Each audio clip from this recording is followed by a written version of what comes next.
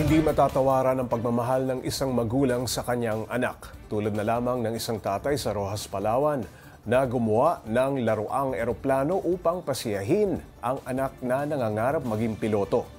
Para bigyan ng mukha ang balita, Mobile Journal Amy Atienza.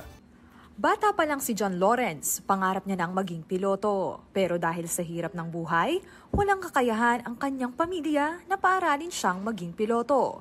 Kaya naman si Tatay Ronald, gumawa ng ibang paraan para mapasaya ang anak.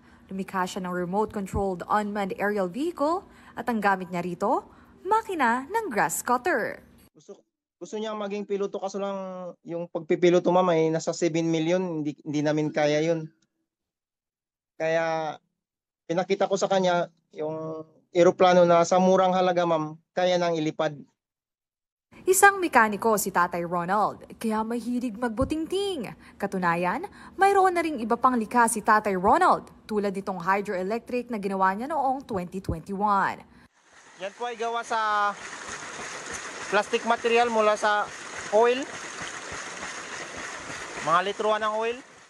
Ang bago niyang imbensyon na UAV naman, 3 buwan niyang binuo at ngayon napapalipad na. Medyo sobrang matagal kasi minsan lang po ma'am magawa dahilan sa minsan lang kung may time ako na free time, yun lang. Minsan sa isang linggo, 2 beses ko lang nagagawa. Dahil sa suporta ng pamilya at lalo ni Tatay Ronald, hindi naman daw kinalimutan ni John Lawrence ang pangarap maging piloto. Plano niya, step by step muna at baka sakaling sumakses din sa hinaharap. Ay napagpasya ko lang po, magsima na lang po ako ng ilang taon po at bago ko po ikamit po yung aking pangarap. Let your dreams take flight, ika nga nila. At sana ay magsilbing inspirasyon ang kwento ni Tatay Ronald at Lawrence na dreams are definitely limitless. Mobile journalist Amy Atienza po, hatid ang mukha ng balita. Pag-usapan pa natin ang regalong eroplano ni Tatay Ronald para sa kanyang anak kasama si Mobile Journal Amy Atienza. Amy, bakit naman makina ng isang grass cutter ang ginamit nitong si Tatay Ronald para gumawa ng eroplano? Actually, maganda yung story niyan, Pops J. Kasi sabi niya, gusto niya daw talaga makagawa ng UAV innovation. Pero nung time kasi na naghahanap siya, ang mamahal daw talaga ng mga materyales. Tapos sakto, may nakita siya 500 pesos na grass cutter machine. Naisip niya na i-incorporate siya dun sa gagawin niyang innovation.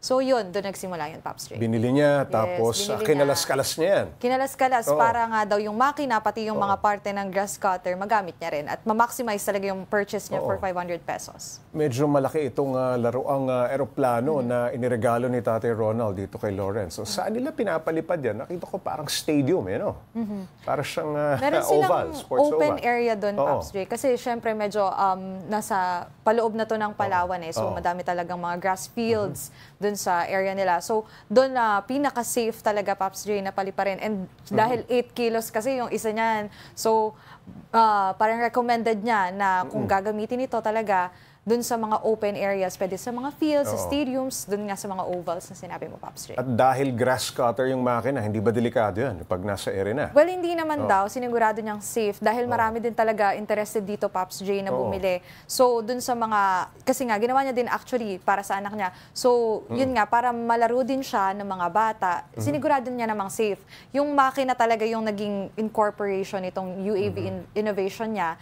Tapos, meron lang mga parts doon na for sure, ginawa niya din na kid-friendly, no, Pops J? Kasi nga, ayaw niyang may masasaktan dito sa innovation na ginawa niya. Amy, yung anak niyang si Lawrence, anong level na ba sa pag-aaral ngayon? Anong reaksyon niya dun sa ginawang AUV ng kanyang tatay? Actually, very happy siya, Pops J. Kasi, kahit sino naman siguro. And very proud daw siya kasi nga, bukod nga dito sa UAV na ginawa ni Ronald, meron din ng mga hydroelectric generator na ginagamit na up until now. So yun, very happy siya. And since nasa high school pa siya, tinanong ko nga actually, Pops J, kung gusto niya maging innovator din, ganyan. Pero sabi niya gusto niya daw talaga maging piloto. Pero sisimulan niya muna, sisimulan niya muna bilang seaman, tapos tsaka siya magpipiloto.